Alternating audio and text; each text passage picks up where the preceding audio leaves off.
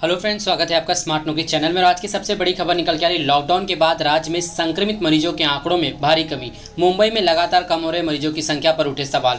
जी हां, लगातार लोग जो है मुंबई में जैसे ही कोरोना के केसेस कम होना शुरू हो गए, विपक्ष का और बाकी पार्टियों का जो है लगातार जो है ताना बाना फिर से एक बार शुरू हो गया। लोगों का कहना है कि महाराष्ट्र में कोरोना की गति को रोका जा रहा है, टेस्टिंग कम की जा रही है और आंकड़े छुपाए जा रहे हैं। अब इस बात में कितनी सच्चाई, आप इस बात का अंदाजा लगा लीजिए कि जब मुंबई में ज्यादातर प्रवासी मजदूर अपने अपने प्रदेशों की तरफ लौट चुके हैं, मुंबई में पिछले कुछ दिनों से लगातार सख्त लॉकडाउन है, जब नतीजे वाकई में पॉजिटिव है, जब लोगों के चेहरे पे मुस्कान है, जब दुकानें खोलने का समय आ रहा है, जब लॉकडाउन खत्म करने का समय आ रहा है, तब फिर से एक बार राजनीति शुरू हो चुकी है आंकड़ों को लेकर। बात करते हैं अगली सबसे बड़ी खबर। महाराष्ट्र के बीड में एक एम्बुलेंस में 22 बॉडी को ठूस दी गई। शमशान में एक चिता पर 3-3 शवों का अंतिम संस्कार किया जा रहा है। लगातार इस समय कोरोना से मरने वालों की संख्या में इजाफा हो रहा है। देश हो चाहे प्रदेश की संख्या हो, तमाम लोगों में जहां पर भी देखे कोरोना का जो है हाहाकार मचा हुआ है। केंद्र सरकार भी अभी तक पूरी तरह से विफल है। सुप्रीम कोर्ट ने तो केंद्र सरकार को बार बार लताड़ा कि आखिर देश में जो है इमरजेंसी क्यों नहीं। जब सरकार से पूछा गया कि आपके पास प्लान क्या है, टीकाकरण को लेकर क्या एक ही प्लान है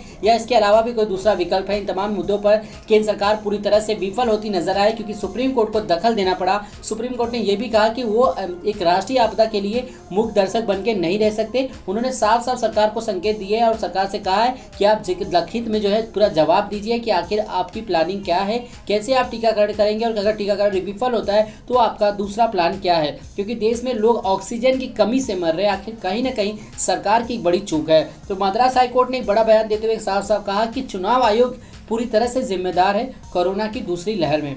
सोशल मीडिया पे कई सवाल पूछे जा रहे हैं कि अगर चुनाव आयोग जिम्मेदार है तो क्या देश के पंतप्रधान यानी प्रधानमंत्री नरेंद्र मोदी क्या इस बात की जिम्मेदारी नहीं लेंगे कि जब देश में कोरोना की दूसरी लहर बैठी हुई है यानी दस्तक दी हुई है, उसके बावजूद आप प्रचार कर रहे हैं, आप माना स्टार प्रचारक हैं बीजेपी के, तो उसके बावजूद क्या देश के प्रधानमंत्री के पद पर रहते हुए आपको ये शोभा देता है कि आप चुनाव में ज़्यादातर जो है सक्रिय हो, जबकि देश में कोरोना की गति को रोकने के लिए या ऑक्सीजन की सप्लाई को या हॉस्पिटल्स के बेड्स के लिए या डॉक्टरों की नियुक्ति के लिए आपकी जिम्मेदारी नहीं बनती। इन तमाम मुद्दों को लेकर सोशल मीडिया पर नरेंद्र मोदी और अमित शाह को बार बार जनता ने घेरा और सवाल पूछा कि आखिर सरकार की गलती कहां है, सरकार को आखिर क्यों अपनी गलती का एहसास नहीं हो रहा है, क्योंकि लगातार supreme court, Bombay high court, Madras high court, तमाम कोर्टों ने भी साफ साफ निर्देश दिए कि सरकार पूरी तरह से विफल हो रही है। जब देश में इमरजेंसी का वक्त है तो उस समय सरकार के पास कोई प्लान नजर नहीं आ रहा है।